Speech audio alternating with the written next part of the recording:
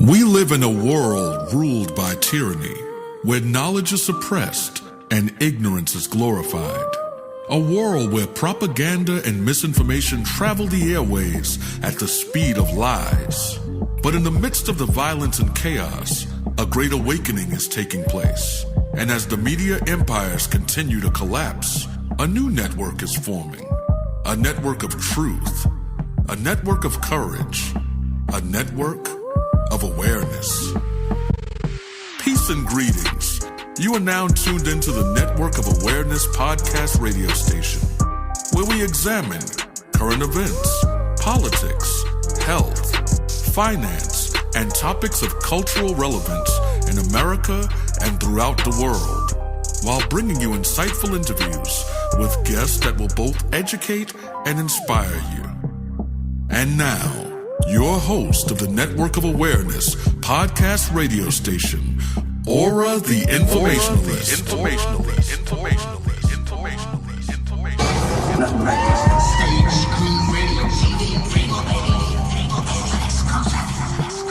Please just tell me what's happening to me in plain English without the mumbo jumbo. My Aura is a network full of awareness and gifts like Aura, the Informationalist. How you doing?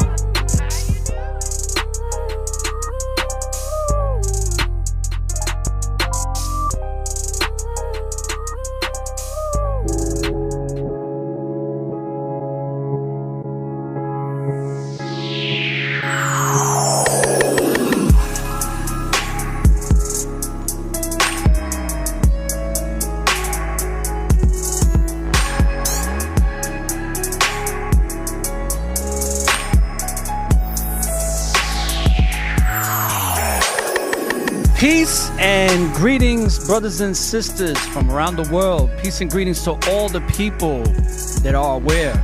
Shout outs to all my Network of Awareness. You're tuned into a live broadcast of the Network of Awareness. And we're broadcasting live from YouTube, Facebook, and from Twitter. So whoever gets to join, great. If you don't, get to listen later and download the show wherever podcasts are played. Now, today's show is not being broadcast. Today's show is not being broadcasted on Spreaker at the moment, live, but it will be available on Spreaker and on all podcast platforms after the show is over. So, give it about 15 minutes for that to happen after we end this broadcast today. So, I can see that I put the wrong banner here, people. Give me 1 second. There we go. So today's show is an installment of the Narcissism series, and I'm joined by my brother from the same Heavenly Father, Bond, to go over mirroring. Mirroring is a psychological tactic. It's a psychological tactic that many narcissists use, but it's a psychological tactic that many people use. But I call it the manipulation of familiar persuasion. And people, I can tell you that I have a vast amount of experience in manipulation. I have a vast amount of experience in marketing and sales. I took a lot of my manipulation skills and put them on the rack. But I might be taking them off the rack soon for some of the things that I'm about to get into. And I'm not talking about this broadcast. I'm talking about things that I'm going to be getting into the future that I might have to pull a lot of those tools and gifts and abilities that I put on the rack and bring them back for some things that I'm going to be doing in the very near future. And in today's episode, Aban and I are going to take an in-depth look at what this mirroring is, which it's a behavior in which one person subconsciously imitates the gestures, speech patterns, or attitude of another. Mirroring often occurs in social situations, particularly in the company of class of friends, family, often going unnoticed by both parties. The concept often affects other individuals' notions about the individual that is exhibiting the mirroring behaviors, which can lead to the individual building rapport with others. So we're going to go deep into this. I'm going to give you some I'm going to talk about some experience that I've had with this and seeing this with people and some of the situations I've been in, as well as looking into researched information and just taking a really in-depth examination into what mirroring is, especially when it's used as a tactic and a behavior that a narcissist will use to gain favor and trust and loyalty from you. So with that being said, brothers and sisters, I want to welcome you to the Network of Awareness and on this installment of the Narcissism series. So let's start the show, shall we? Oh, yeah.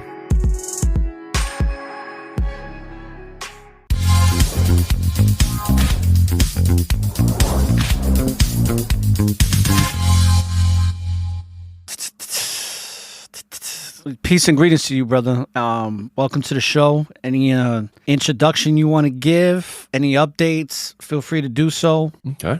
All right. Giving all praises to the Most High through Christ. Just want to thank the Most High in Christ for letting us come out here this time to go over another aspect of narcissistic, manipulation tactics that are prevalent in the world because everybody is so ego driven. And we hope that this class goes out, and encourages people to, at least consider their ways and come back to the Lord. You got me kind of worried because you said you're taking your manipulation tactics off the shelf. And then I see you in the wife beater. I'm wondering what's going on here. You starting a family or something? I mean, what's going on, bro? Yo, man. Okay. All right. Yeah. Let's do the class, bro, I guess. Now, listen, I as far as me having the tank top that I like to go, I don't like to use those derogatory terms. Okay, A-line shirt. Okay, belittling, the strong women out here that raising kids and families, especially our sisters in the faith. But I'm in Florida, so it's comfortable sometimes, especially when it's hot. Today's a hot day, so Yeah, well, I'm in Buffalo, bro. I don't know anything about hot. Yeah, as far as this time of the year. Yeah, I'm surprised you're not wearing a turtleneck. So yeah, I just took it off, bro. I got the heat on in the house. As far as like taking out the manipulation tactics, I'm gonna have to. It's kind of like a necessary evil, so to speak, for some of the things I'm gonna be getting into. And when it comes to business, it's just something I have to do.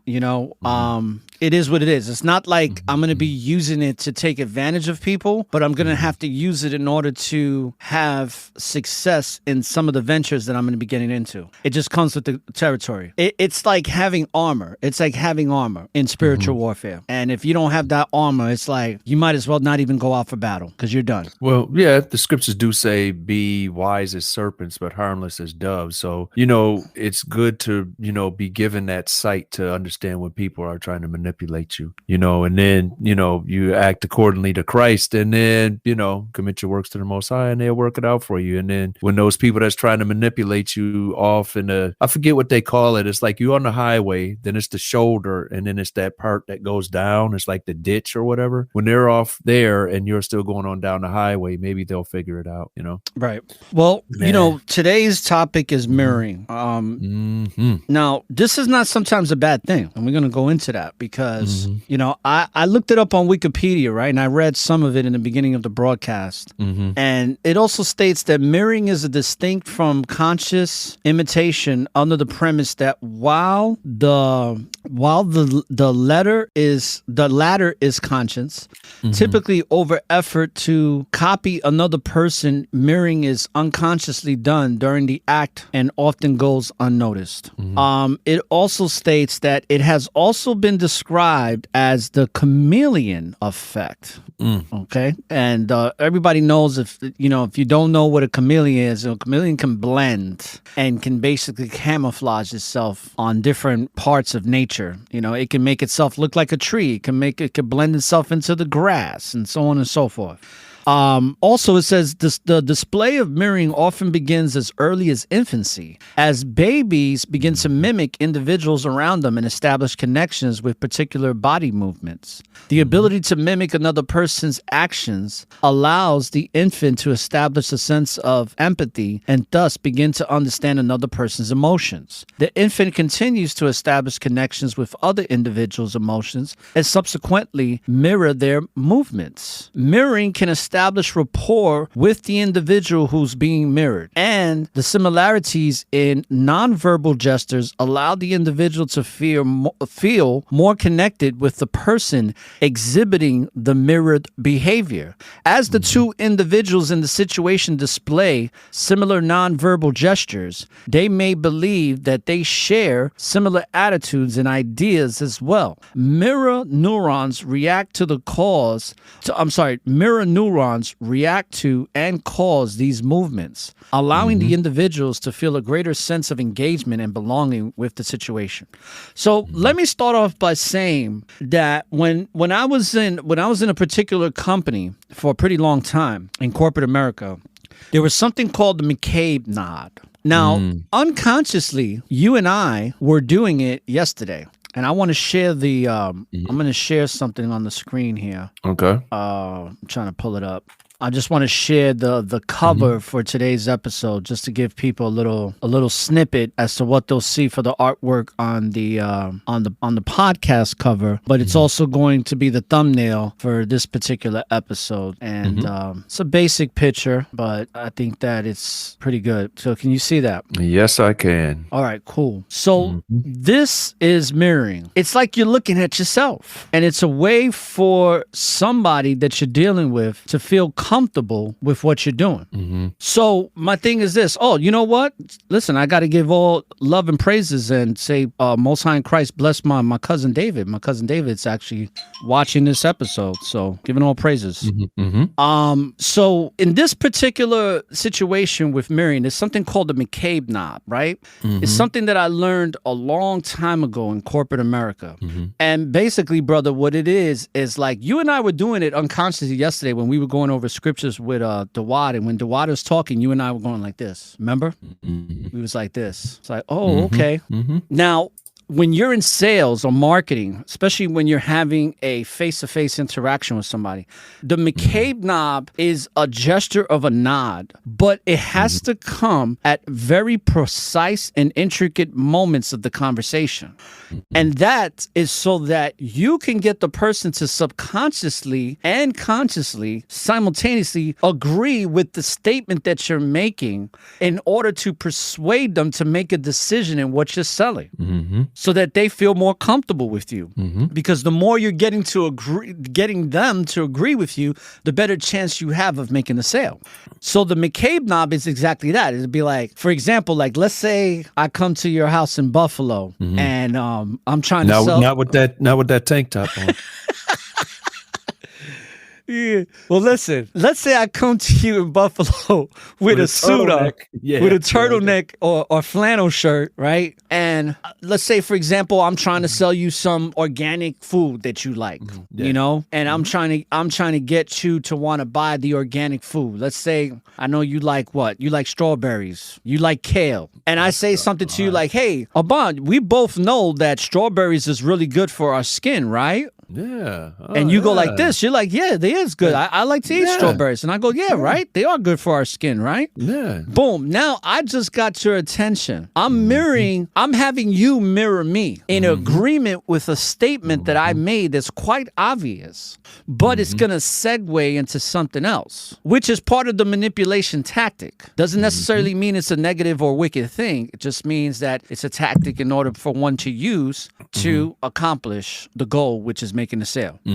I notice a lot of sometimes car salesmen or other salesmen use that. They deal with the, oh, you like it? Yeah, they nod with you and they'll mimic you. And another thing, when you were talking about the infants and the toddlers, when they see things, the parent is feeding them and spending time with them, wiping their butt, changing their diapers and stuff like that. So they have this respect for them. So they mirror certain activities activities. So when you see these videos on social media with the kids going GD this or F that or F this, what they're doing is they're actually mirroring the parents. And sometimes when we mirror people or we are manipulated, by that, like you said, that sales tactic, we can actually end up doing things that we're not supposed to. Right. You know what I mean? From that sales force. Yeah, the salesman's goal is to get you into that car. So he'll mirror you, get you, you nodding at the same time, you agreeing on stuff, build up that rapport. Now it's easier to get you into that car, regardless of those payments,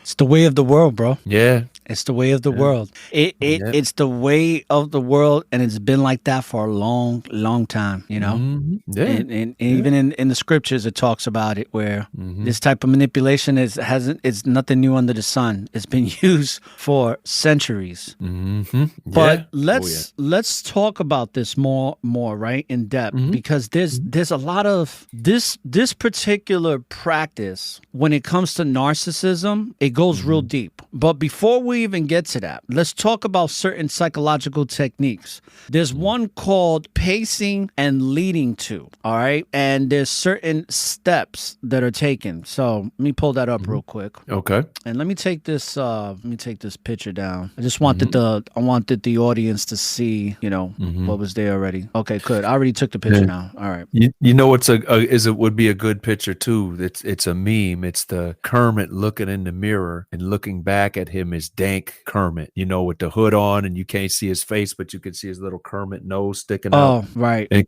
Kermit is like, well, I don't think I should do that. And the reflection is saying, do it.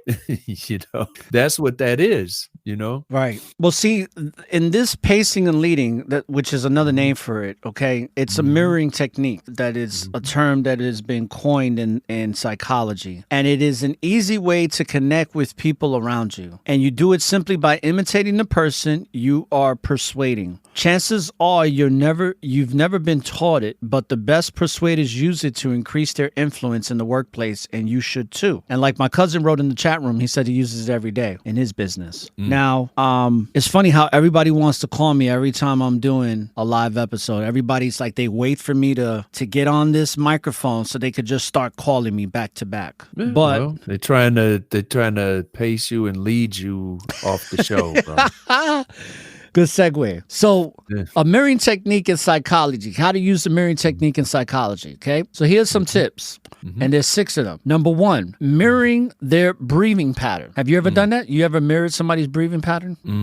No. That takes a lot. That's some, to me, I would think that's more in advance, but according to these people, it's not. Yeah. Unless we ran the 40-yard dash together or something. Did you bring that up or are you just reading it? Cause I don't see it. I can bring it up. Give me a second. I was just wondering if you were going to bring it up. Maybe I should. Yeah. So let's do that. Okay, that's the picture. No, yeah, I know. Okay. All right. I gotta reshare the screen. Oh, okay. I don't know. You was doing instant transitions yesterday, bro. You gotta still. Well, I had all that stuff. I had all that stuff set. So. Oh, okay. Okay, so you can see this, right? It's not that big though. Yeah. Yeah. Let me read it though, so people, in case they can't see it.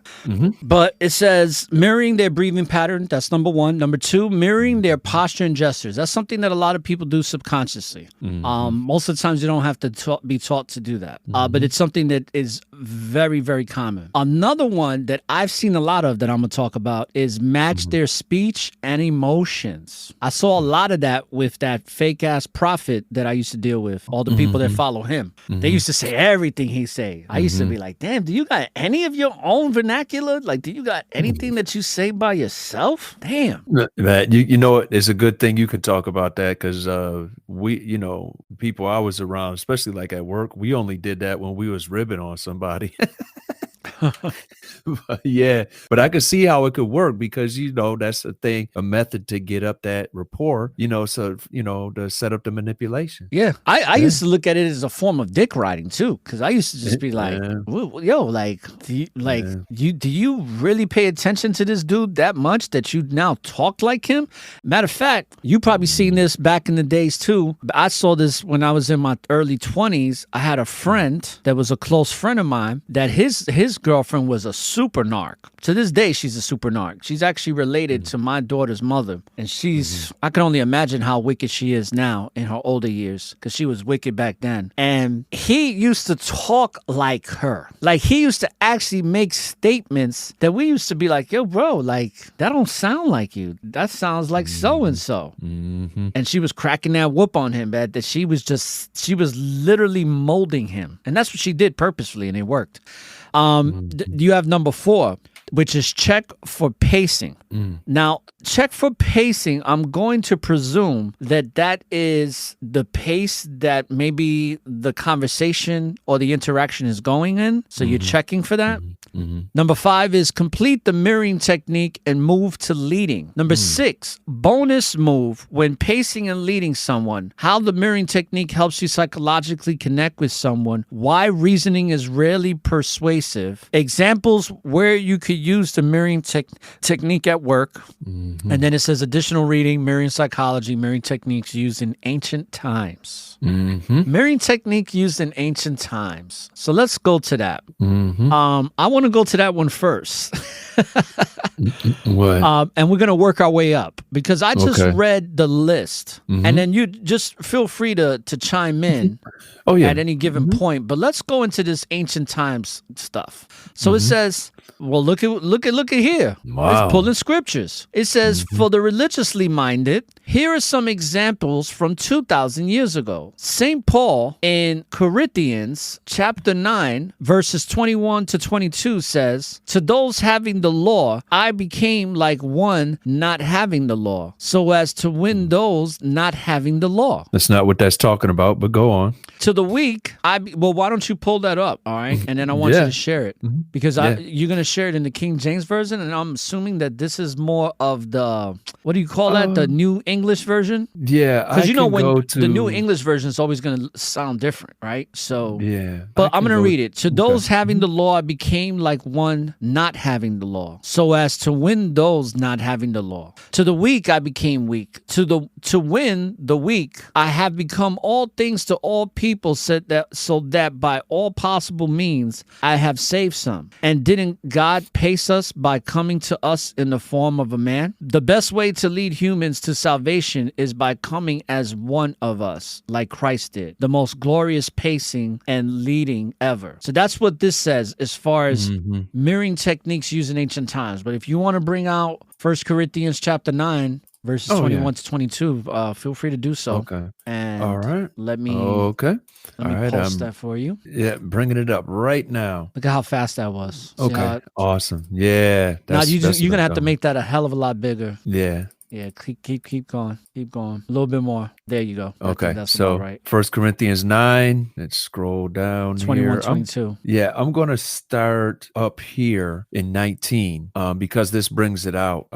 And the point is more than just one scripture, one verse. It says 1 Corinthians 9:19. For though I be free from all men, yet have I made myself servant unto all, that I might gain the more. So what he's talking about is he's not trying to manipulate anybody. He is a servant of Christ, and he's trying to get people to understand Christ. So he's going to come at them a certain way. He knows his audience. So he's not going to talk to somebody that's steeped in the religions and traditions of the temple in Jerusalem, the same way that he would talk to someone that was, living out in the wilderness and knew that he was, of the chosen people, but had no idea about the temple and all these, or the commandments or anything else. So he would know his audience so that he could present to them Christ and the understanding of living like Christ and let them make their own decision. So that's the thing. He's knowing his audience. So here in verse 20, and to the Jews, I became as a Jew, that I might gain the Jews. So the Jews, meaning the religious leaders of the people, they were steeped in the traditions of the temple and the synagogue and Moses.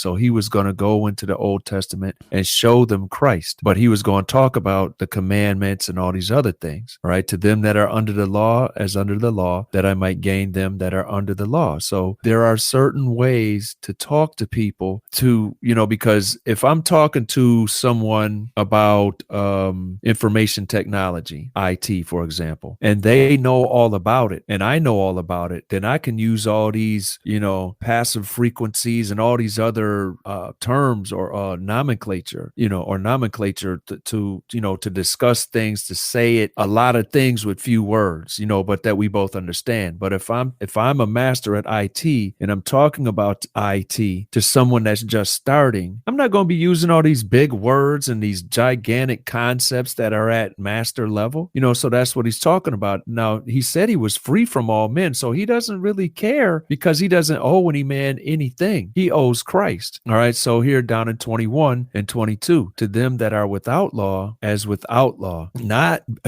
being not without law to God, but under the law to Christ. So he's telling them, listen, if you live in a totally pagan lifestyle, I can come to you in that same understanding, having that pagan understanding, although I'm not going to offend the law myself, even though that's the way I was raised up. But I'm going to try to get you to understand that you are worshiping false gods and stuff by using language and terms that you'll understand, that I might gain them that are without law. To the weak became I as weak, that I might gain the weak. I am made all things to all men, that I might by all means save some. Meaning he was still giving people a free will choice in the matter. He was going to explain to them and show them what was going on, but he wasn't manipulating anybody. Technically, you can say that, but he is, because he's persuading them to receive the word. Yes, but I'm going to give you another thing. I want to go right here. I'm going to show you why. He is using a form of persuasion to reach those people. Yes, he is, but he's not manipulating them and forcing them to follow after him. You know what I mean? True. Because he's giving them their choice. He's just informing, and then he lets it. But this is the thing, brother, is that the tactic itself is a form of manipulation. Sometimes manipulation is not a bad thing. Oh, yeah, that's true. But when a narcissist uses it, it's for evil. It's for wicked. Well, yeah, but true. in the way that Paul is using it, Paul is using it for a goal to get these people to get an understanding of the way he's living his life and how they can start living their life in that same manner. Yes, that's true. But here's the thing. I'm going to go to Acts 28:23. And when they had appointed him a day, there came many to him into his lodging, to whom he expounded and testified the kingdom of God. This is what he's explaining to people, regardless of their background. We just went over that in 1 Corinthians 9. Persuading them concerning Jesus, both out of the law of Moses and out of the prophets, from morning till evening. But check this out. And some believed the things which were spoken, and some believed not. Right. Okay, so it's still your choice. It's not like, okay, I'm giving you this information. I'm talking to you in the range that you're most capable of understanding in, and then it's from there it's your choice. Right. Not, okay, this is what's happening, I'm going to persuade you, and now I'm using you to get gain, because he said he was free from all men. He doesn't need anything from any man because Christ is giving him all that he needs. So that's the thing. He is persuading them, and like the scriptures say in Hebrews 10, we are supposed to provoke each other to good works and a good lifestyle, but it's not that taking and enticing and, love bombing and all of that wicked persuasion, for people to serve Christ. It's like, listen, if this is what you want to do, you do it. If you don't, you don't. You take that up with the Most High. And that's where he was at. So for them to say that he was manipulating them like a narcissist, or from a narcissistic point of view, that is stretching it a little bit too far. That's like them being a line stepper or an envelope pusher. Well, let's just keep it real. A lot of Christians are like that. Oh yeah, because they don't really understand, because they take this narcissism and push it, into what they want, and you have people that, they get manipulated into all wearing the same types of clothes, or all, you know, say, like you said, saying the same things, or saying, oh yeah, look at the this hip hop name. industry. I mean, it's pitiful. Yeah, that's too, because hip hop is a church. Well, it's rap now. It's a church. It's You know? disgusting. It's like everybody sounds the same, is doing the same raunchy, nasty, just low level, non thought provoking music that is garbage. Yeah, But they'll swear to you it's art. It's art. but they go up and get an award. Yeah, I'd like to thank God, and right. Yeah, dude, Right. God ain't got nothing to do with that. But you manipulating people. You know, this one dude on his first album said he sold out to, you know, be against God, and he has manipulated people into selling drugs. Yeah. And he keeps stepping, and that's the manipulation that we have to be watching out for. Yeah. You know, where this dude is putting it down like this is the gospel, and you don't have a choice because you're a victim and you have to sell dope. That's not the case, but people can't see it, you know, because they've been manipulated by their environment and this other dude. You know, A lot of times when they're giving praise to God, though, the God that they're giving praise to is Satan. That's Oh, not yeah, a, of that's course. not a mystery. That's been Oh, exposed. yeah. That's been exposed yeah. for the past 50, 60 years now. exactly. Let's go. Exactly. Let's go back to let's go back to this list here, because I'm going to start Yeah. from the top here, and I just wanted to go straight to ancient times, but let's go back to the top. And number one says mirroring their breathing pattern. It says when you start mirroring someone, it must be done subtly. They should not be aware that you are consciously mimicking them. The best way to initiate mirroring technique is to synchronize your breathing pace with theirs. For practice, match their breathing rate and depth of someone near you at a meeting. Look away and then check back to see if you're still timed. Soon you'll get good at this. I bet you there's people that really do this. Mirror their posture and gestures. Advance the mirroring technique to their body language and hand movements now. And if they have their arms folded and are leaning forward, you should too. If they change position, you should continue matching some of this. Give yourself about 3-second lag before you mimic an action to make it obvious. Now, this is what I was saying about sometimes this is not a bad thing. When a narcissist is using it, it is a bad thing. And we're going to get into all of that, right? Because that's the whole topic of this discussion for the narcissism series. But this is sometimes a good thing, brothers and sisters that are listening, because you can use this in a job interview. You can use this in a meeting that is meaningful to you. And if you want to gain the person's attention and have them feel comfortable with you, doing these types of things is not a bad thing, all right? Because the intentions on why you're doing it is not bad. Because it's all about intentions. Some intentions are wicked and some are righteous. It really just depends on the intention on why we're doing things. Well, you know, because, for example, I can lie, right? Like I could lie to you, brother. I could be like, the brothers and sisters be like, hey, we're throwing a surprise birthday party. Actually, they did do that for you. They did throw you a little surprise gathering, right? I don't know if somebody leaked. So I'm pretty sure somebody may have leaked. But technically, it from was what I cool. was told, I was told that was a surprise. That was on the hush hush.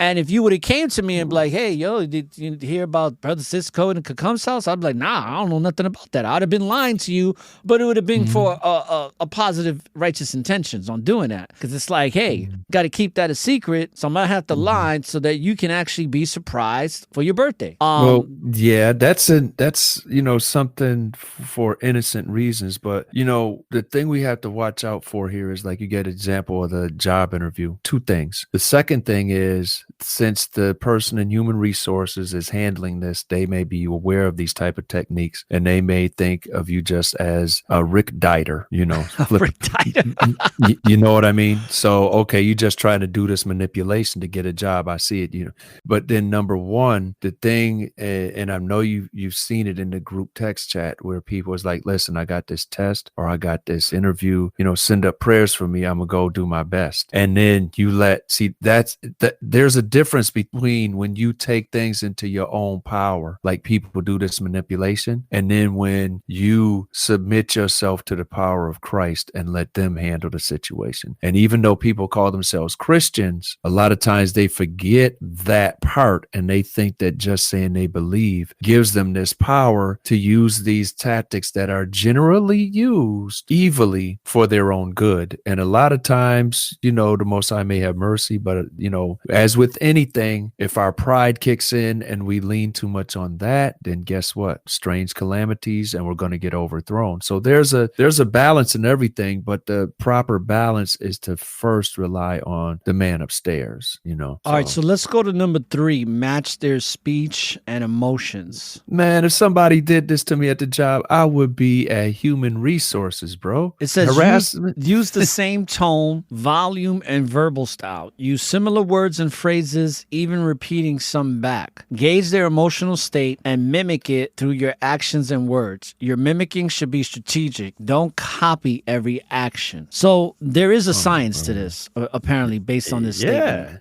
But a lot of narcissists do this. Like, for example, when I used to be in that chat room with that dude, right, the false prophet, this dude used to mimic a lot of things I say. I remember the first time I said 2022 is the year of the Hebrew. He started saying it throughout the whole entire episodes. He would do 2022 year of Hebrew. Then I did this whole thing about the righteous tightrope on my show. Next thing you know, he talking about the righteous tightrope. His wife is talking about the righteous tightrope. You know what I'm saying? And I was the type of person coming from the Bronx. I'm like, yo, you better give me my props. You know what I'm saying? Because if you hear something like what I did with Kakum, when I said transanity, or when I said narc-sanity, which I took that from the transanity, I gave props to Kakum because that's the first place I heard it. But you got fools like this guy that was doing it, and he making everybody think that he just pulled this out of his ass or somewhere. You know what I'm saying? Then got the nerve to say that I want to be like him because he's Judah.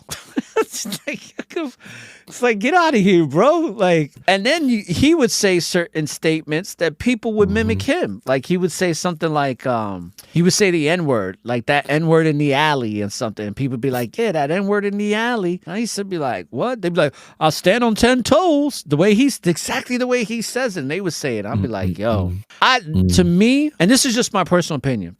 When I see people doing that, I look at them as weak. That's just me personally. When I see somebody copying everything that somebody else is saying, and they don't have their own vernacular or their own way of expressing themselves, and they copy somebody else at a very high level, I just looked at that as a form of weakness. Like, you're weak-minded. You are a follower. You don't have any conscious thoughts coming from you. And unfortunately, that particular dude knew that because he's such a self-righteous narcissist. He is very well in order with everything he does in his life. And I can only imagine what his wife's like. His wife must feel like she's a 12-year-old most of the time in that marriage. But what's interesting is that a lot of people would follow his speech patterns to the point where they're expressing that speech wherever they go, not just on the platform, but when they leave the platform as well. And that to me, I also look at it from a spiritual perspective. I look at it as casting spells. That person put a spell on you for you to behave like that.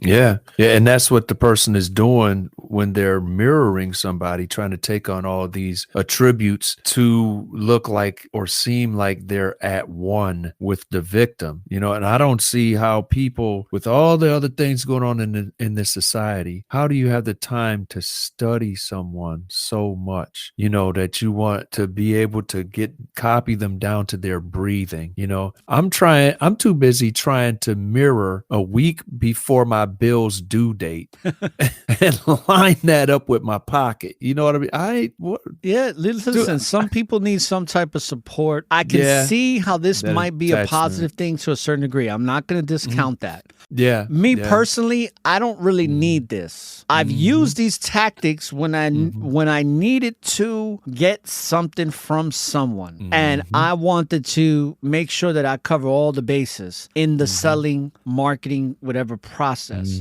But for me personally, when I go on job interviews, man, I give them the raw, uncut version. And I'll be honest with you, when I have gone on job interviews, I put myself out there like, you need me more than I need you. That's how I go to job interviews. I don't go to job interviews kissing ass. I'm like, you either like what you see here, because it's going to be fire if you hire, or if you don't, it's like somebody will. Sucks to be you. Yeah, exactly. I'm going to be an asset, one of the best assets you ever had at your company. Hey, or I'm going to be at the competition. It's your choice. You know? Tom Brady, when Tom Brady got signed, you know what he said to Robert Kraft when he first met Robert Kraft? He said, I'm going to be the best decision you ever made in this organization.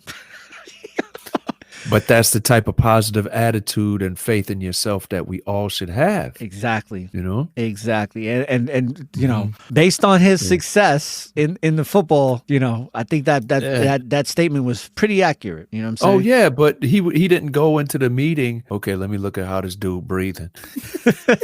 Well, let's go to number 4 because we got more to cover. Yeah. It says check for pacing. You should now check to see if you have used the mirroring technique correctly to psychologically connect with them. So after some amount of mirroring pacing, make a change of your own, like uncrossing your arms or leaning back. Okay, so basically it's just like keeping tabs on if you're doing a good job at mirroring or not. Mm-hmm. It says if you have paced them correctly, they will follow your shift and now by mirroring you. And that, you know, I've done that where I've done it subconsciously where sometimes I'll cross my leg or one of the best ones is yarning. You know, you yarn, somebody else yarn. Yeah.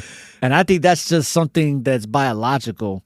But let's go to number 5. It says, complete the mirroring technique and move to leading. It says you can now change your emotions to get them to align with you and initiate leading with the great chance of compliance. Okay, so that's called complete the mirroring technique and move to leading. So now you're going to lead, right? Because now you're getting them to mirror you. Yes. So it says number 6, bonus move. When pacing and leading someone, do something great. Just prior to your request, provide a genuine compliment. This acts as a force multiplier and brings about even greater willingness to follow. Now, this is something they teach you in sales. This is something that I noticed that Ernie kind of does when I was hanging out with Ernie at the restaurants. You know, when he talked about how he used to flirt a lot, but he has this way of providing a genuine compliment that comes off in a joking manner, right? And, you know, I wanted to tell him in class, I was going to be like, Ernie, I thought whatever we talk about in Atlanta stays in Atlanta. I guess not. It's all over the internets. So it says how the mirroring technique helps you psychologically connect with someone. It says the mechanism from a behavioral science perspective is that when you mimic and mirror someone, a strong sense of similarity and unity with you is created in their mind. Humans evolved to experience feelings of liking, interpersonal trust, and social bonding with people who are synchronized with them. Those are examples of that is dancing, singing, and marching. Cognitive scientists believe that these effects arise due to a blurring of the perception of self and other leading to this strong affiliation. That is so true. It says neurohormonal mechanisms also play a role during synchronization with the release of endogenous opioids that encourage social attachment. And I would even go as far as too is a lot of this happens with physical attraction between a man and a woman and a woman and a man. And I'm not going to go too deep into that because I can go deep into that, but it happens a lot. A lot of times in the business world, if a person who is deemed as attractive or what the standard of attractiveness looks like is going to have a better chance of being hired, especially for specific positions. Because I've been to certain places and like even certain restaurants that I've been to, not all, but some, where it's like, if you don't look good, you can't work there. It's almost like you have to be eye candy for the general public in order to work there. So those types of connections happen as well, even though they don't list them here, but that's kind of what it's alluding to. It says this likeness leads them to liking and trusting you. The compliment lets them know that you like them, dopamine boost. It is a privileged state that they are cognitively primed to perfection, persuaded. I like that, persuaded. Let me write that down. Yeah, that's and it's interesting. Let me see. Let me write that down. Okay, so persuaded, pretty interesting word. I've never heard that before. It says now the fact that you provide or use to justify decisions they have already made to be led by you. So this is the whole leading. It says like Renee Zellweger character in Jerry Maguire when she goes, "You had me at hello." Yo, that's one of my favorite movies, Jerry Maguire, man. Help me, help you. Help me, help you. Show me the Quan, brother.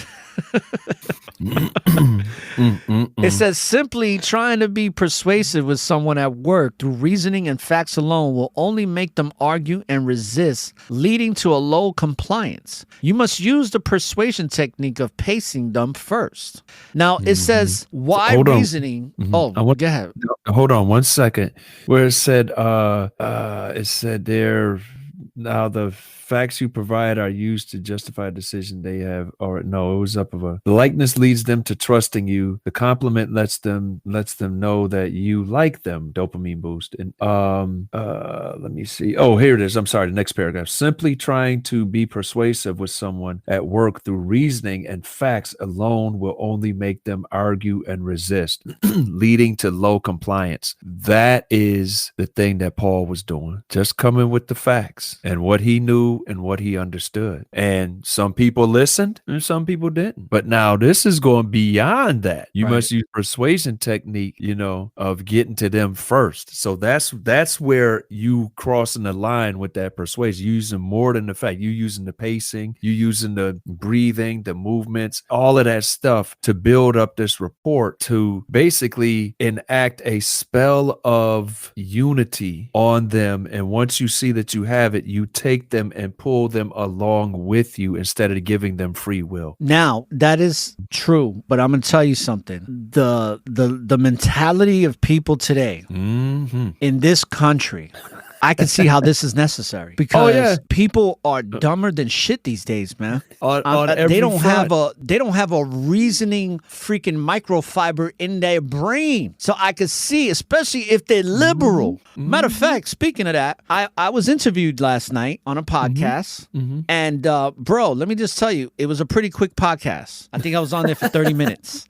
And nice lady, from Australia that was interviewing me. And she wasn't expecting what I was going to say. But when I started talking about abortion, oh boy.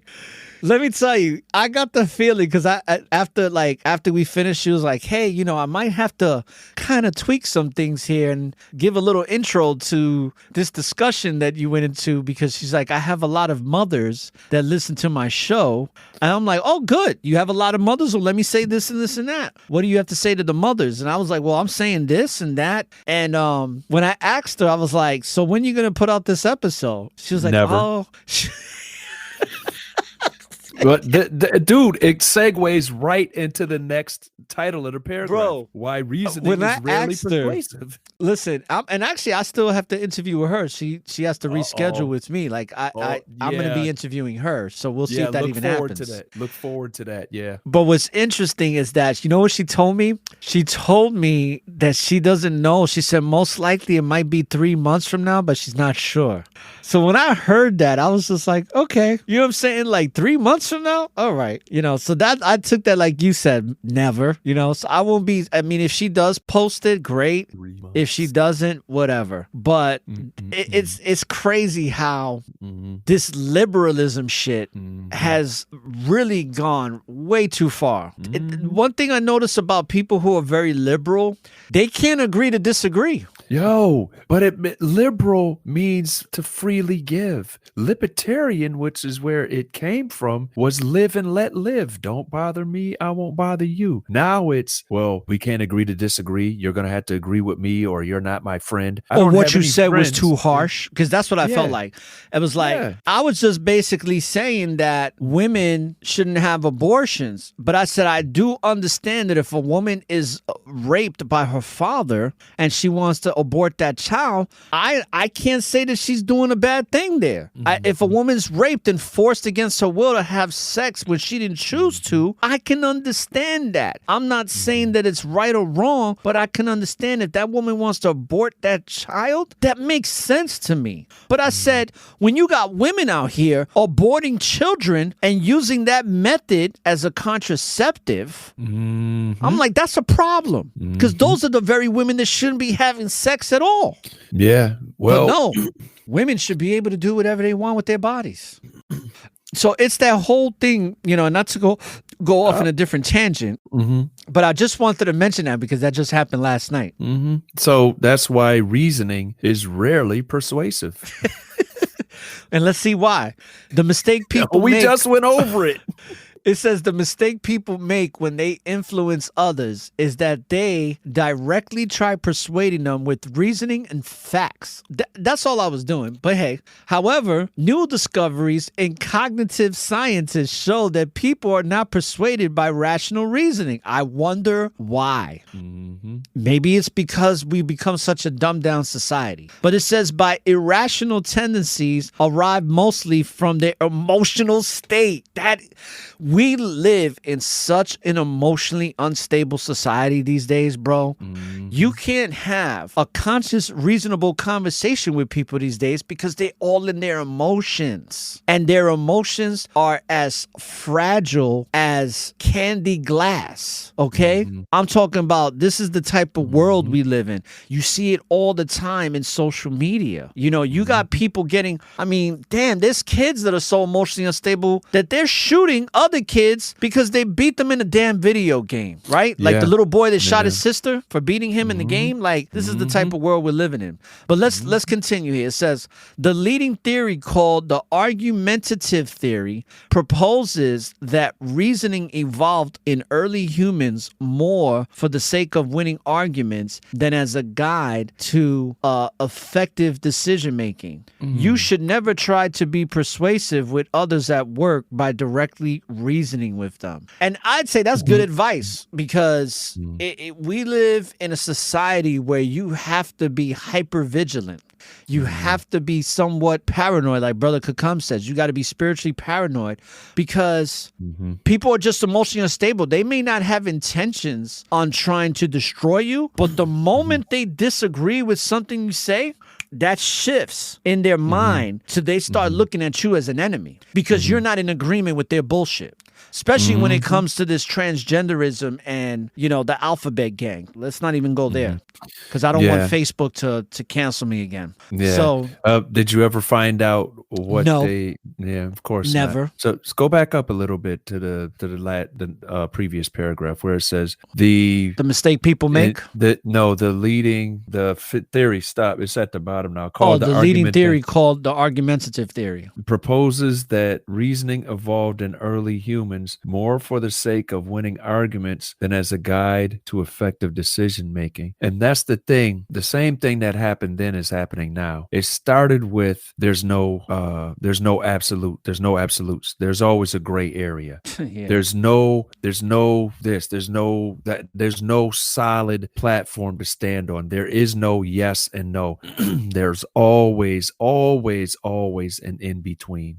All right. And that is what happened. It tells you in Ecclesiastes chapter 7:29, God made man upright, but they have sought out many inventions. So there was no gray area with God. Facts. Now or even in the beginning times. But as soon as they sought out different inventions of thought, of philosophy, they went off and then all of this stuff started. And oh yeah, you know what? If I sound good, you know, or I'm louder or I keep cutting people off, that means I win the argument, especially when I have people behind me saying, oh, look how they roasted it, you know, and it boils down to this. I think one of the biggest reasons that we have this argumentative theory today is because we have reversed the definitions of words, because we have, for instance, angry people, one in the morning and one in the evening, angry, upset people, Karens, but both of their names are Joy.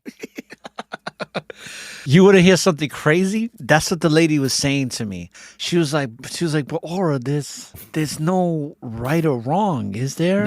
Yes, there is. She's like, and I'm like, well, technically, it's all based on perspective, right? Because maybe there is no such thing as right or wrong. But I said there is a thing between good and evil. There is wicked and righteousness. So I said maybe there is no right or wrong, but there's something that doesn't feel good, and the things that do feel good. good. There's a positive frequency and vibration in the universe, and there's a low frequency and vibration of the universe. That's a fact. That's irrefutable. And when you look at the scriptures and you look at the doctrine, when it comes to the Most High is operating on the higher frequency. That's the only way you can connect to the Most High. The Most High don't operate on low frequency, because that's where doubt, fear, and all that stuff that Luciferian satanic agenda wants you to live in. That's the news media, right? But the way she was saying it to me, like, there's a whole spectrum of things. That's that all-inclusive bullshit. And to me, you know, I just chalked it up like she's from Australia. There are probably a lot of people like that in Australia, for all I know, because, you know, every culture is different. But when I hear, bro, and shout outs to the brother Oxakai. He hasn't put out any episodes because he's been busy with work and stuff. And he's talking about getting back on the grind of his podcast. But he's got a podcast on my network called 101 with Oxakai. He also has another podcast called Alpha Talk Series. He talks a lot about this. He talks about how liberalism has ruined the relationship dynamic between a man and a woman in America because of this gray area bullshit. Where it's like, no, is there really a right or wrong? Because if I feel what I'm doing is right, who's to say that it's wrong? And that goes into the do without wilt Luciferian doctrine that Aleister Crowley said that in the 21st century was going to take over the world. And he wasn't lying, because it has. Yep. And that was a high level warlock. One of the highest level warlocks that served Satan ever in the history of this agenda and Luciferian agenda. But let's continue. It says most behavioral scientists now agree that trying to bring people to side only with facts usually fails. The effective way to be persuasive at work is to move people to a more receptive emotional state prior to influencing them. A persuasive state or sweet spot that triggers the primitive and more active decision-making processes. And let me tell you something. This is one of the reasons why I haven't reached 10,000 downloads a month. This is the reason why. Because I'm still learning how to get to this bullshit of being persuasive to people in their emotional persuasive sweet spot state. Because me personally, brother, I could give a rat's ass about people's sweet spots. You know what I'm saying? It's like, listen, the truth is going to set you free, homie. Like, if you don't like the truth, I don't know what to tell you. But you should be embracing it. But it's like, this is why in the scriptures, the soothsayers became so prominent. Because people just wanted to hear smooth things. And that is on steroids these days. People only want to hear what sounds good to them. They don't want the truth anymore, man. I mean, it's all over the place. If you just want to eat meat, there's people that'll tell you all you have to do is eat meat. If you want to eat just vegetables, there's people that'll tell you that. If you want to, move to Iceland, there's people that'll tell you that. And people heap to themselves teachers having itching ears, meaning they just want somebody to scratch that itch. They want somebody to tell them what they want to hear. And when people figure out, like DT Jakes, for instance, figured out a sweet spot for a lot of people. The last I heard, it was like a 45-minute traffic jam getting in and out of his spot just to see this dude, and going around and, using the symbology and all this other stuff that he does and the scandals and everything, and other pastors in his league. It's amazing when you work for some of these people and you have to sign a non-disclosure agreement to get hired. But that's neither here nor there. But the things that they do, they figured out what to tell the people to make them think that they're getting something valuable, but yet they don't have to change what they're doing, and to make them pay for it. Oh my goodness, that's the sweet spot on a blue plate platter. Yeah, 3-dimensional scale. You got the X, Y, and you got the Z. So you got that perfect point in space, that perfect bubble you got them in. And bro, it's like they got it. But see, that's the thing. You shouldn't expect that traffic or something, because these social media apps, they always manipulate the data. And the thing is, you're just making people aware. And once they get aware, that number will increase. But the thing also is, the wind blows where it wants to. And so is everyone that is born of the desire, to come back to the Most High. So it will get around. You just can't trust those numbers. That's all. Now let's go to the, and if anything anything else you want to bring out, just let me know. But I'm going to go now to narcissistic mirroring, okay? Because we just covered psychological mirroring and what that looks like. And that could be a form of manipulation with a positive intention or a negative intention. Either way, it's going to get you some type of results if done properly, right? But now let's talk about narcissistic mirroring, because this is all based on malevolent, wicked intentions. They ain't shit positive about this, what we're going to cover right now. Okay? Now, what's interesting about this is that for the people that are listening, you have to be extremely vigilant and be so aware that you have to have an awareness that's somewhat paranoid. Matter of fact, I'll go even further. I would say that if you're somebody who suffers from anxiety, this might be a blessing. The anxiety might be a blessing for you, because the more anxiety you have, the less this is going to have an effect on you. When it happened to me, before we go into it, I knew that I was being mirrored, but I thought nothing of it. I thought it was a good thing. I thought, oh, look, my woman is mirroring me. She must think that highly of me. Not realizing what the hell the purpose she was doing it for until later down the line when, when the shit hit the fan and the shit was splattering all over my face. So lesson learned, right? Because if I was to see that now with a woman, I'm be like, whoa. Pump those brakes. Don't pass go. Don't collect $200. You know what I'm saying? Bye. Sayonara. You know what I'm saying? Yep.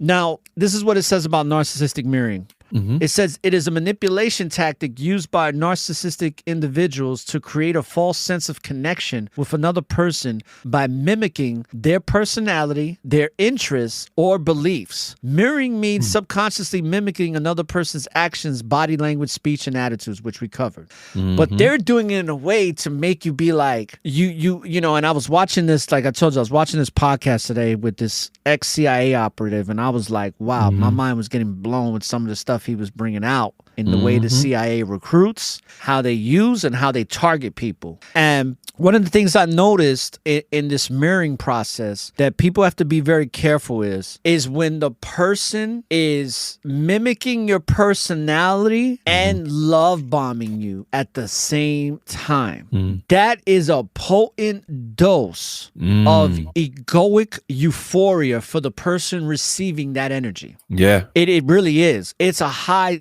and I think that's, matter of fact, I'm gonna write that down. Egoic euphoria, because, hold on a second. Oh, yeah. And the reason I say egoic euphoria, because getting those two compound and intertwine with each other at the same time, triggering you emotionally to be fulfilled with this, what seems to be an overwhelming sense of affection, love, and admiration for who you are as a person, it could be intoxicating.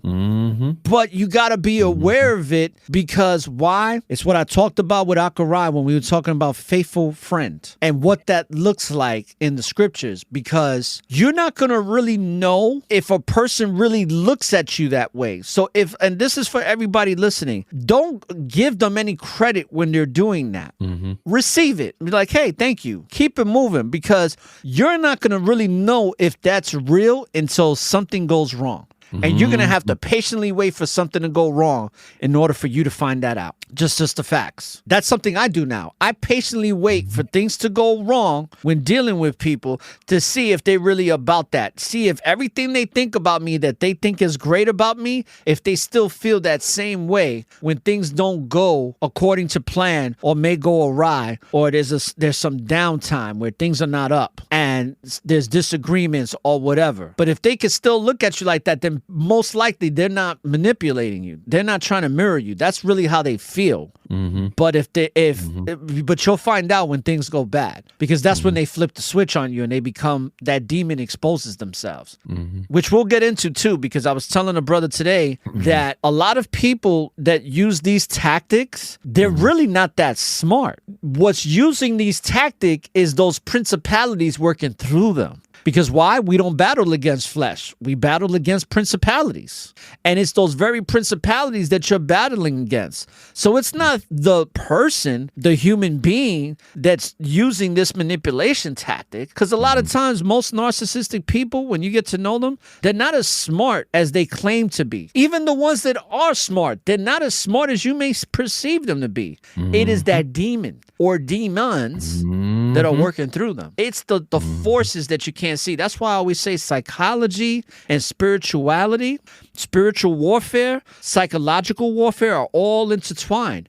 Psychological warfare is the warfare of the mind that can be measured scientifically, like this, like narcissism. Okay, this and that. But spiritual warfare is part of it, because all of this shit that's happening, the manipulation, this shit that you can't see that's happening, that's making that happen. There might be a 7-foot demon that's whispering in the ear or literally using that person to do whatever they want, but you can't see that with your naked eye. And I'm just using that as one example. That's why I love the show Evil. That show Evil is phenomenal, because that show Evil shows you exactly that. It shows you the psychology of it and the spiritual realm and how it's all intertwined. You know what I'm saying? So keep that in mind when you're dealing with these types of people. Now let's go. Right. Let's go into this, because this is from Simply Psychology, right? And it says mirroring means subconsciously mimicking another person's actions, body language, speech, and attitudes. It also refers to other people figuratively, holding up a mirror, allowing us to see ourselves and thereby giving us insight into who we are. But what it does is it makes you feel comfortable. It makes you feel like the person that you are is really that great, because that person is mimicking who you are. So it must be great. So check this out, bro. Yeah. Now, excuse me. I'm sorry. We were doing this series, and on an earlier episode, we weren't talking about it that much. We were like, you doing research on this area? Yeah, you doing research? Yeah, I'm doing it. And then we ended up at the same website. That's that spirit, bro. That's that synchroning spirits. So why do I have that page that you just read already pulled up? What is mirroring, and how do narcissists use it to manipulate their victims? The second paragraph, you just read it. Mirroring means subconsciously mimicking another person's actions, blah, blah, blah, blah. And I'm sitting here like, yo, wow, all praises, And hey, if you want to continue, no, go ahead. Pull it up. No, pull it up, bro. Pull it up. Because it's some very, very, very, very interesting stuff in here, man. Very. So let's read the little small caption stuff I'm seeing here under this picture. Yeah. It says narcissistic mirroring is a manipulation technique narcissists use to create a sense of rapport, trust, and connection with others. Wasn't that what we were just going over when it talks about the psychology of mirroring? But this is why I say intentions, the power of intention is important throughout the universe, bro. You know what I'm saying? Exactly. Yeah. Because even the way the Most High created this universe was all based on the Most High's intentions, on what he wanted to create, right? That's right. So it's all based on intentions. So it says, check this. It says often to secure narcissistic supply. So that's where it's wicked, because they're not doing it because they're trying to win you over, because they care about you and they just want to be around you and love on you and, be there for you. They're doing it so they can get that wicked narcissistic supply. It said it involves the narcissist closely observing and imitating the target person's behavior, as well as their interests, attitudes, and emotions. By doing so, the narcissist aims to establish a bond with the individual, making them feel understood and valued.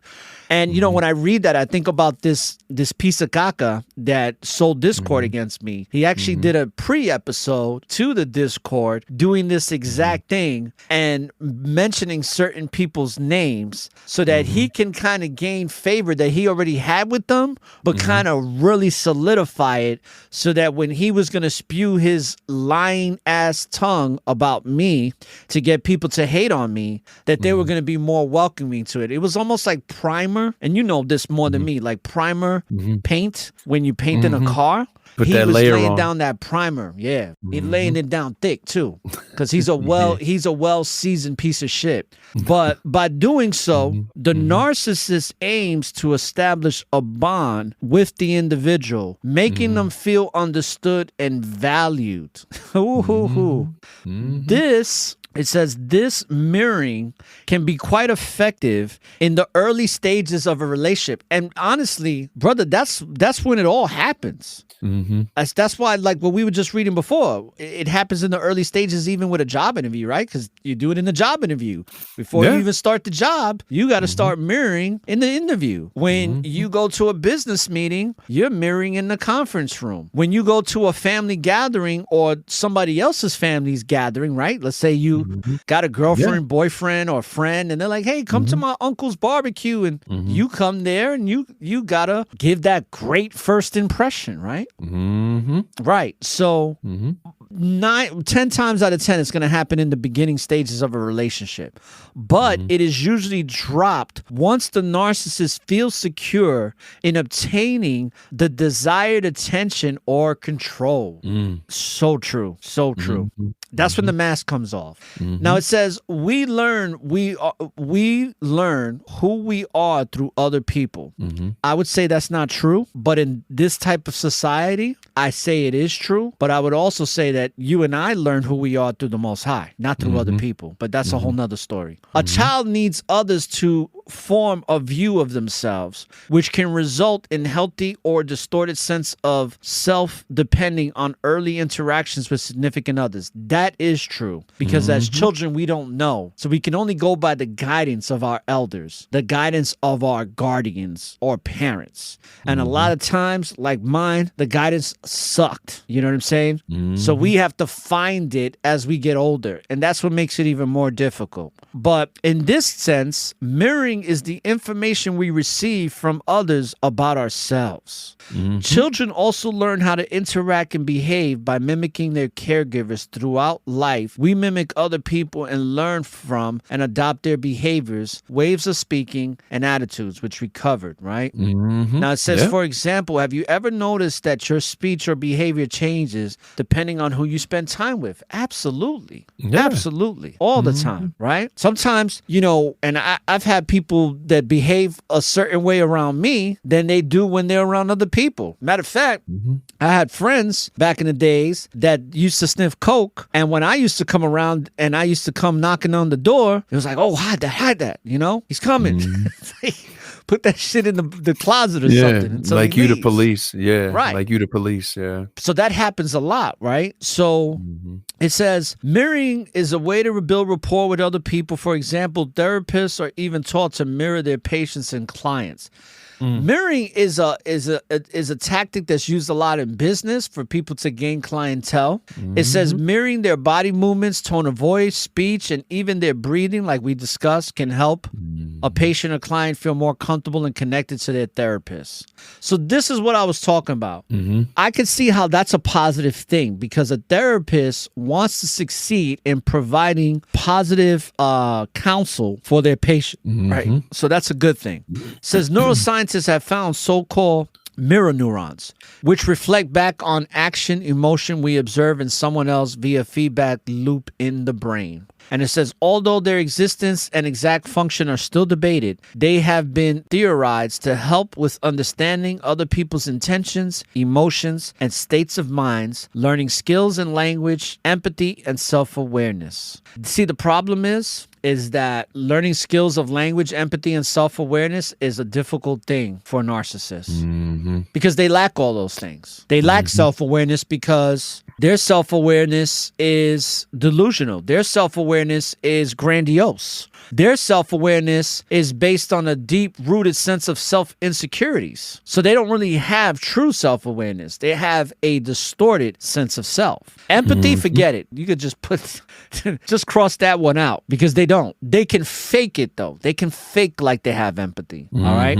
The only one that I would say that they do have is they do have language. They have skills in language. They do know how to talk. talk you into submission. That's one thing they have. But empathy and self-awareness definitely don't have that.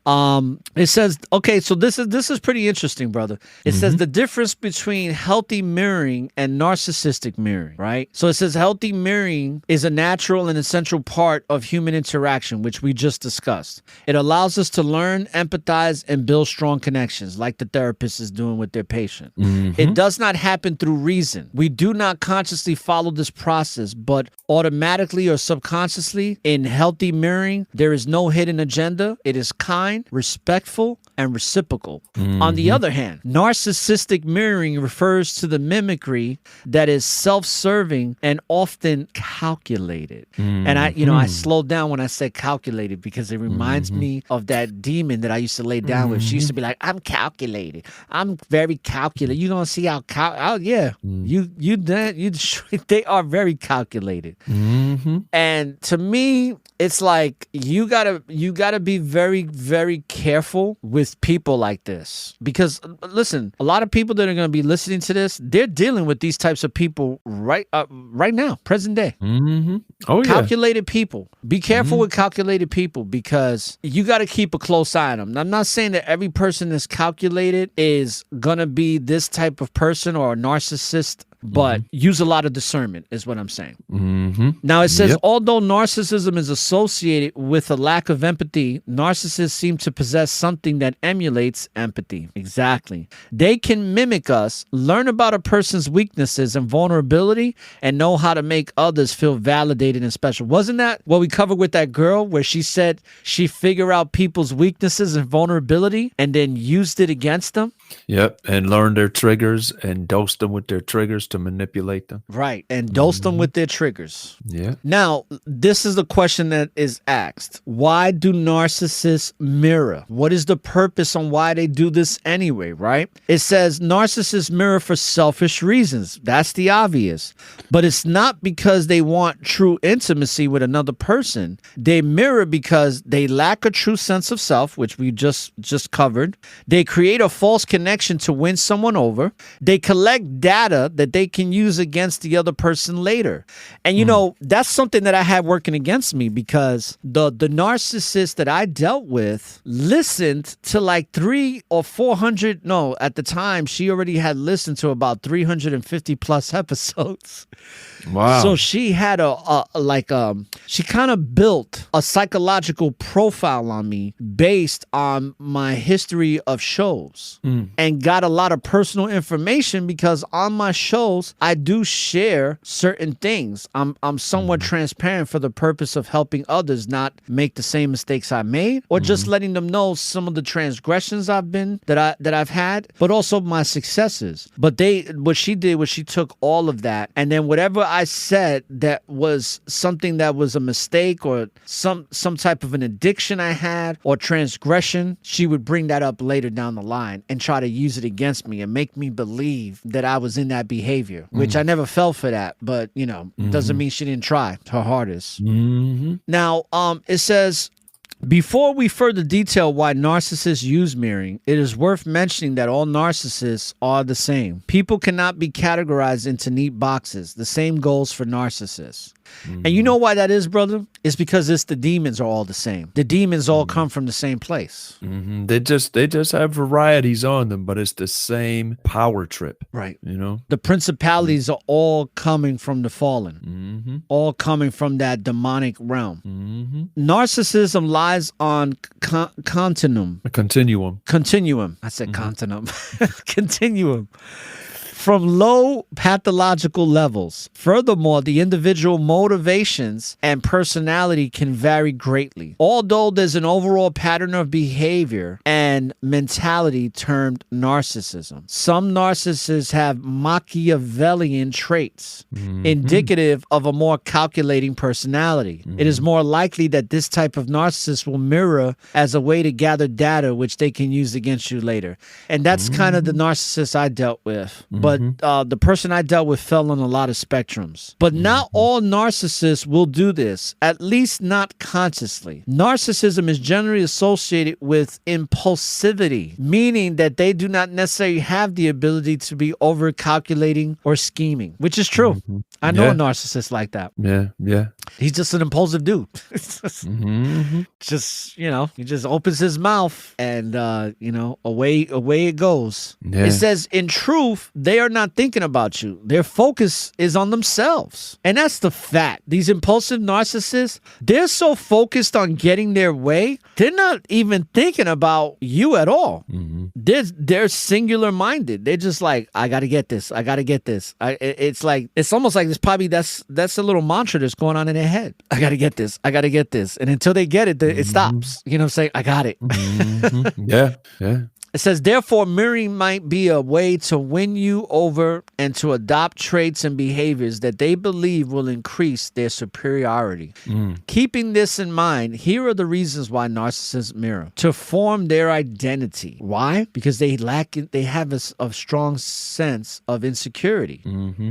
They're not secure with who they are as a man or as a woman or as a spiritual being having a physical experience. It says narcissists, especially the vulnerable type, do not possess a stable identity. Their sense of self is a grandiose delusion, a fantasy, which requires the constant validation, admiration, and attention of other people. And that's why you're seeing this sickness spread across social media around the world. Mm-hmm. Need attention. They need attention. If they don't get attention, they don't feel adequate. They feel they get the they get the dope fiend itch. They're like, oh, I gotta post. I gotta see who's following. Let me do a selfie. I need to take a selfie right now. And it already is an epidemic. I shouldn't even say it's becoming. It is already there. It's been there. Mm-hmm. I think that I was talking with one of my best friends today, and we were talking about how COVID, the pandemic, it traumatized the world, and that trauma it's like it triggered a lot of these types of people even further into their psychosis of sociopathic / psychopathic / narcissistic behavior. Mm-hmm. Mm-hmm.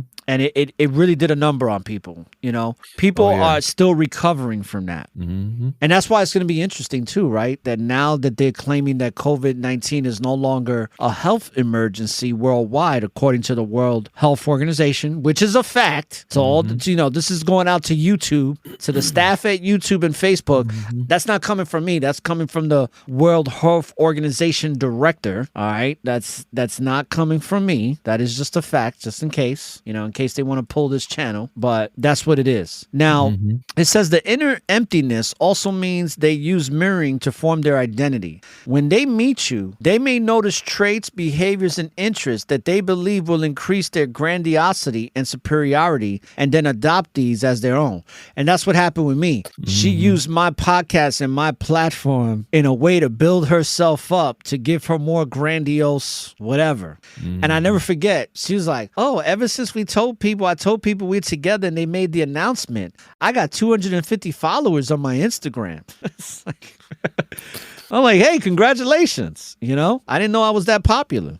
So she goes, or should I say, it says to win you over, right? And this is important here, because to win you over, for them, it takes a lot of work. And I know a lot of people are like, why would people want to go through all this work just to win you over? Because they got nothing else better to do. It's like what Dr. Ramani says. She said before the internet came into play and social media, a narcissist had to go to work. They had to go and find you. And they had to put in a lot of time and effort to get you to believe them, to get you to become their energy supply. She's like, now they don't got to do that. They just wake up, brush their teeth, drink their coffee, press power, and it's like, boom. They're going to get way more validation in 5 minutes that they can get in 5 days if there wasn't the internet. You want to say something, bro? Oh, no, I'm just, I'm reading along with you. This is amazing how people do this, and it's all to serve themselves. Right. It's all to serve themselves, all to just get their desires satisfied. When they can't form or have a sense of themselves, they'll take and appropriate your traits and behaviors, hobbies, interests, and stuff. That's amazing. And they're not really secure enough in themselves, and they're not patient enough to look at themselves to say, hey, what do I like, and what do I want to do? that's Right. a lot of times that can be the start because it says in the previous paragraph when they meet you. So this is from the start of a friendship or a relationship, and they don't do it because they like you. Some people will take on what you say or do or whatever because they like you and they think it's cool. You know what? I never looked at it that way, you know? And then some people will do it because they think that's a superior trait in you. So they'll take it to increase their own superiority because they don't think that they are superior, but they have to feed on other people's things or traits or positives or whatever to be able to feel good on themselves. And that's really, you know, that's just they don't have any faith in themselves. You know, they're operating as a shell, you know, and it's very important, you know, that we do have some substance, you know, when we deal, you know. Now there may be other things going on, like if you take a while to make friends, or if you know, because the scriptures do say prove a friend, you know, but that's talking about a close friend. But I mean, just getting to meet people, you may have trouble, you know, talking to people or stuff like that. That stuff can be improved with practice if you really are secure in yourself, you know. But to take people's traits, behaviors, and interests to make you feel better, that's the only reason that you're doing it, is because you want to feel better about yourself so that you can look down on the person you got it from. I mean, what? You know, that's like people, other people stealing cornrows and then looking down on the people that 10 years ago was the only people wearing cornrows. Yeah, you know, it's kind of crazy, you know, and it's these things that, you know, although it can make you look more attractive to somebody if this is what you're into, as time goes on, when they see that there's no substance to that personality or there's no genuineness, it becomes really hard to maintain a friendship. Well said. No Well praises. said. Everything you said right there is like, it's like you should have wrote an article in for this page as well. Well, I'm just using, you know, the scriptures talk about how never let, what does it say? The Ecclesiasticus 11:29, bring not every man into thine house, for the deceitful man hath many trains. So you're not going to let that many people get close to you until you prove them as a friend, which is another scripture. Right. But the Exactly. deceitful person that wants to use you or manipulate you, they have many avenues, many methods, many calculations, many inventions, many strategies, Many you know. devices. Many devices. That's because that's what the scripture said. They've sought out many inventions and devices, you know. So many strategies, you know. So and that's what makes this world so treacherous nowadays, is because everybody, or mostly everybody, has some type of angle, you know. Now, remember I talked about Dr. Ramani? So Dr. Ramani, Yeah. she's like one of the Oh yeah, she's yeah. one of the leaders of this, you know, like she's up there. And they have a statement from her. It says, clinical psychologist Dr. Ramani Dorvasula suggests that narcissists are masters of mirroring, and that this is what makes them so attractive. So true. So true. Because, you know, when you're experiencing that mirror, it's almost like you can't find nothing wrong with them. You're just like, you're looking for, because I was looking for something wrong. I was looking. I was like, there's gotta be something wrong with this chick. And I couldn't find it. The only thing she had going for her, and I probably would have found it if I was around her more often, that I probably, you know, that's what that gave her a leg up on me, was that we wasn't around each other physically a lot. So she had the upper hand there. I think that's why she got to, you know, get away with certain things that she was able to get away with. Because if we was like, if she lived 10 or 15 minutes from me, it'd be a whole different story. But it says here, by paying close attention to you, they can emulate the perfect partner, colleague, or friend, and thereby win you over. By the way, I'm hearing some Yeah, I got it. Okay. It says they can win you over as a new source of narcissistic supply, especially at the beginning of a relationship. Narcissists make you feel heard, understood, and like they get you. That's so true. She argues that this is because they mimic your body language and behavior, which creates a connection. They show a seemingly profound and genuine interest. That's the love bombing. And then they highlight your strengths. That's also love bombing. They copy your hobbies and interests to create the illusion of shared values. And yeah, that's something that that I got to experience a lot. It says they reflect back to you on how you would like to be seen. To be seen. To gather data. This one is important. It says narcissist mirroring can play a role in their overall process of manipulation and control. A calculating narcissist might allow you to feel safe and understood to get you to let your guard down. Very true. When you share your fears, traumas, experiences, and weaknesses with them, they pay close attention and weaponize this information against you when it suits them. And that's exactly what this person did. Not only did she take some of because I didn't tell a lot of private stuff about me, but she got to hear it in the podcast. She didn't really need to hear it come out of my mouth. She just took it from the podcast and make note of it. It says when you share your fears and traumas, right? In other words, they devalue you by reflecting back to you all the things that are wrong with you. This process gives them a sense of control and superiority. And that's why people you gotta take, people gotta take time in getting to know somebody. And that time, don't put a limit on it. Don't put a timeline on it. There's some people that you might have to get to know for 2-3 years before you really can feel like they're somebody you need to be dealing with like that.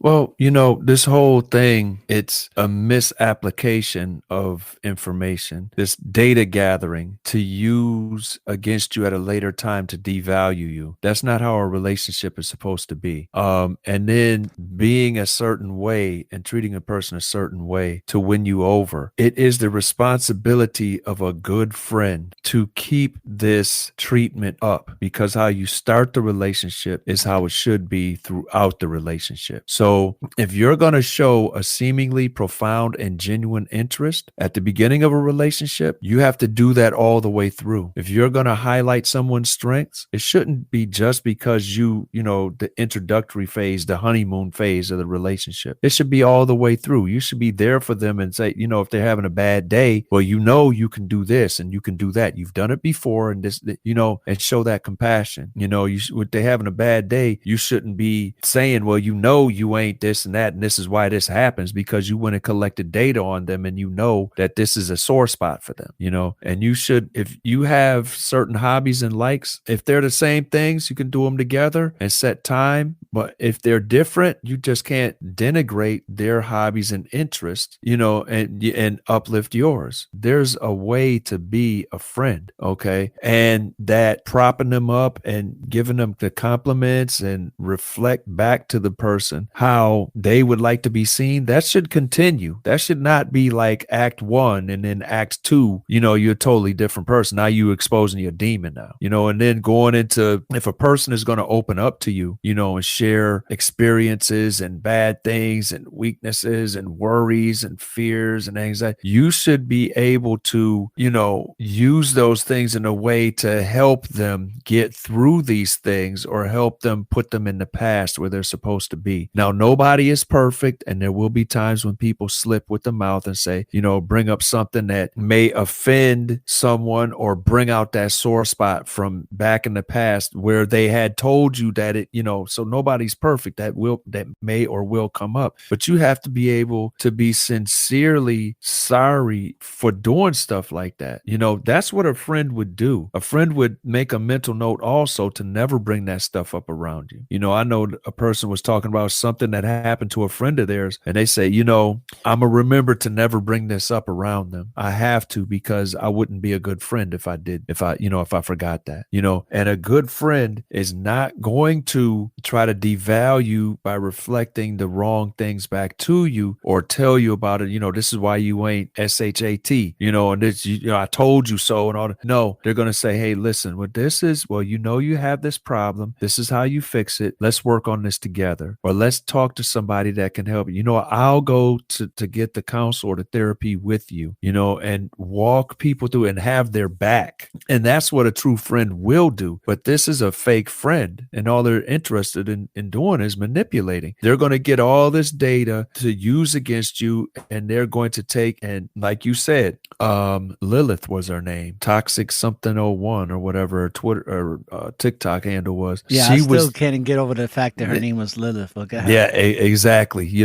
But she's going to, a demon, a hateful person is going to use these things against you so that they can manipulate you to an end that would benefit them. And I just want to read real quick another verse. And it talks about how a wicked person that appears to be a friend, how they would do. And Ecclesiasticus 19:28. And if for want of power he be hindered from sinning, yet when he findeth opportunity, he will do evil. So they're going to wait because they're not going to do you wrong because they still want that power. But when they find the right opportunity to take that situation and twist it so they can have that power, they're going to do that evil thing and do that manipulation so that they can have that power over you so they can lead you where they want. And it's all for their profit. That's why the scriptures talk about we have to prove a friend, Yep, that is absolutely correct, bro. And it says here, let's go with dealing with narcissistic. We're gonna skip something here because it says, what role does mirroring play in the narcissistic abuse cycle? We're gonna skip that. We pretty much covered everything when it comes to that. But it says dealing with the narcissist mirroring. So pay close attention to whoever wants to learn how to deal with a narcissist mirroring. It says the best way to deal with the narcissist mirroring is to identify it early and view it as a red flag. Bingo. We could drop the mic right there. The problem is that many of us, we don't do that. We keep going. We keep the fantasy of this individual, of what potential they could be, instead of being present with who they are and realizing that that's what you're dealing with.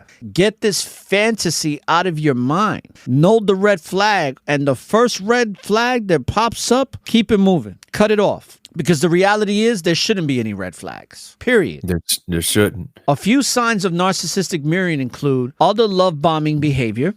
Their efforts to get to know you seem very intense. They put a lot of pressure on you to share private information. That's a huge one, okay? They do not respect your boundaries. And that's another thing. If you're getting into any type of relationship, you better know how to have boundaries. Because if you don't know how to have boundaries, which I didn't at one time in my life, now I do, then you're going to be up shit's creek without a paddle. And you're going to be deep in some shit that you're not going to be prepared for because you didn't set the proper boundaries in order to deal with people and let them know certain boundaries. Like the lady said that I had on the show, she said boundaries are like doors. You got to let people know that if they're coming in, they're coming in under these conditions, and if they can't meet those conditions, then you can't come in. It's the same thing with the faith, like we was talking about yesterday. A lot of people think that the Most High is unconditional love. No, the Most High has conditions, and those conditions, if you can't meet them and you can't be faithful to the word, then you can't be with him, period. And he ain't gonna be with you.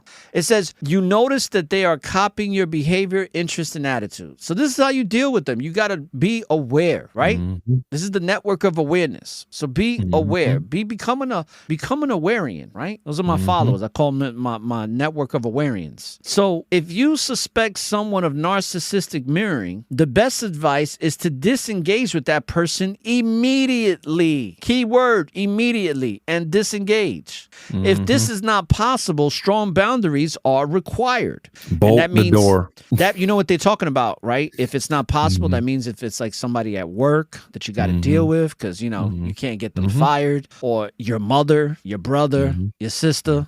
And listen, as an adult now, I cut off certain siblings already. It says, if you suspect someone of narcissistic mirroring, the best advice is to disengage with the person immediately. If this is not possible, strong boundaries are required. Establishing and maintaining strong boundaries means that they will be less able to mirror you and gather the information they can later to weaponize against you. If you do not disengage early, you might get sucked into an abusive relationship. Very true. This is why it's so important that the first red flag that presents itself, I did a show, people. It's called No More Benefits for the Doubts. It was part of season 5. I'd strongly urge that you check it out. Matter of fact, no, I think it was season 4. I did an episode called No More Benefits for the Doubts. I think I did a part part 1 and 2. Check it out, because that is filled with tons of information on how to set the proper boundaries and to recognize the red flags and to be able to walk away cold turkey without having any attachment.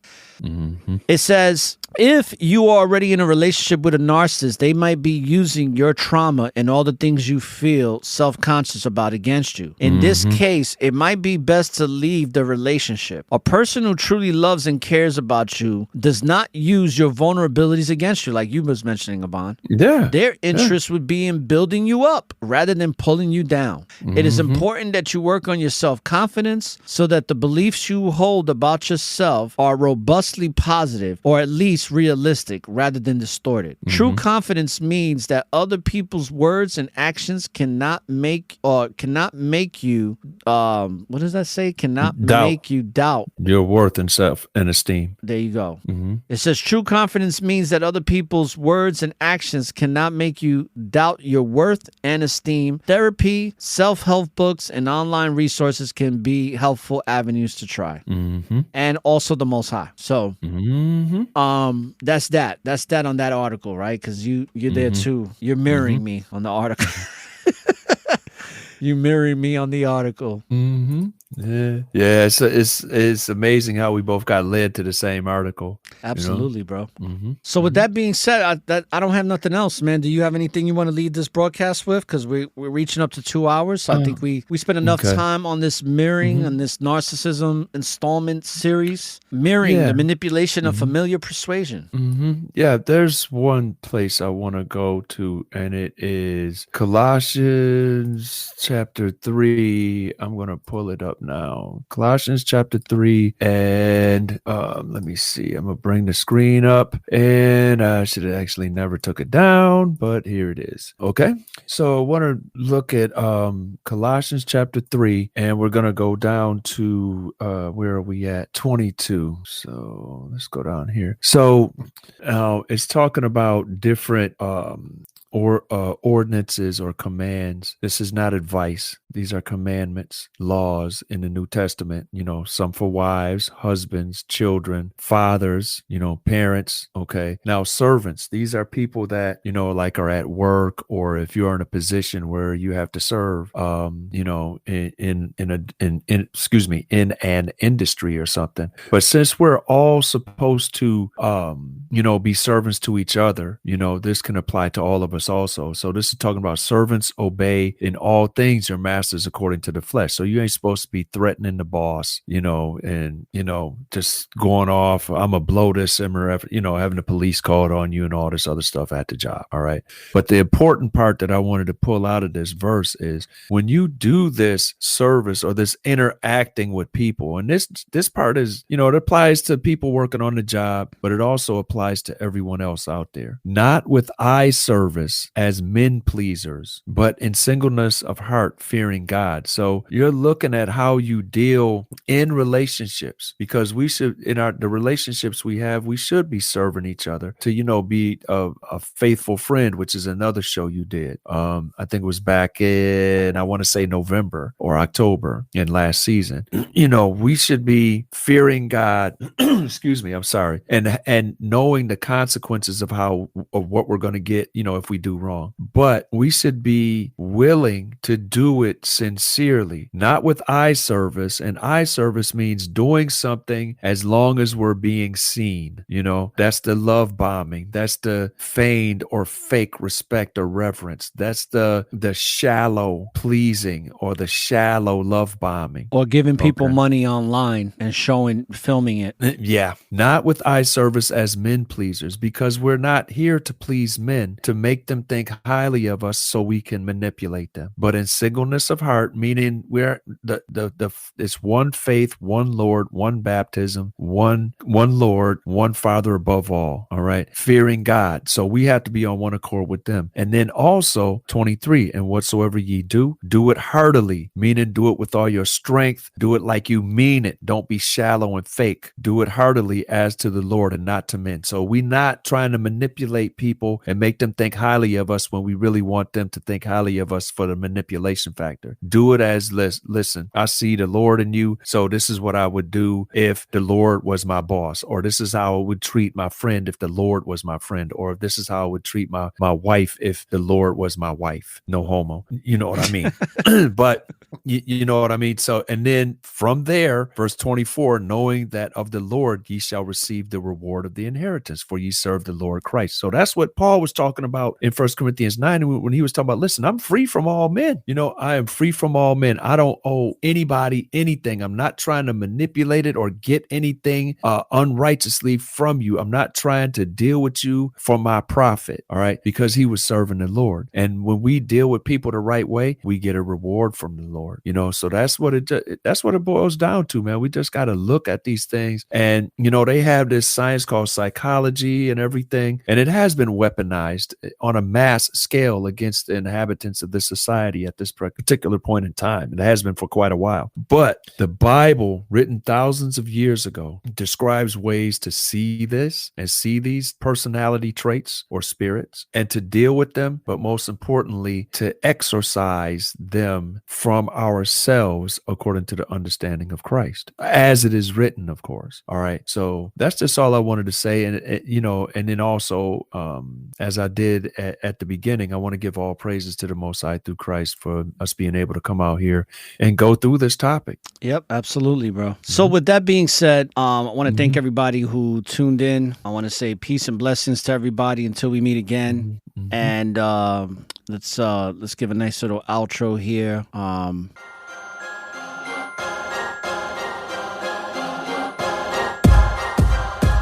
Yes. Yeah. Oh, I feel like spinning the flow right now.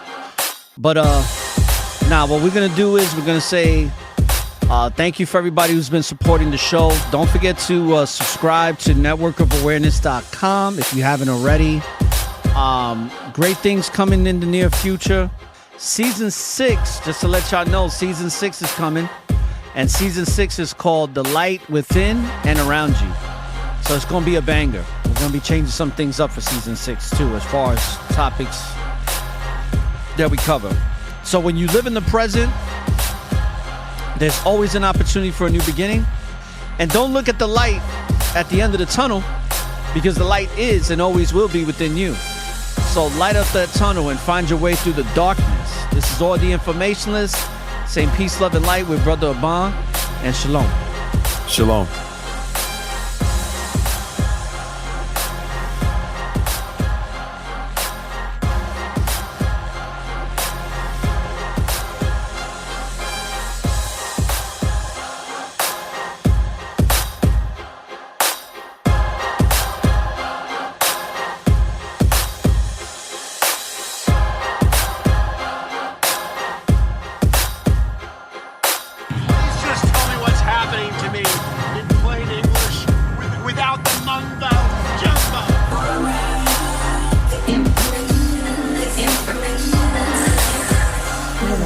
Tuned in to the Network of Awareness.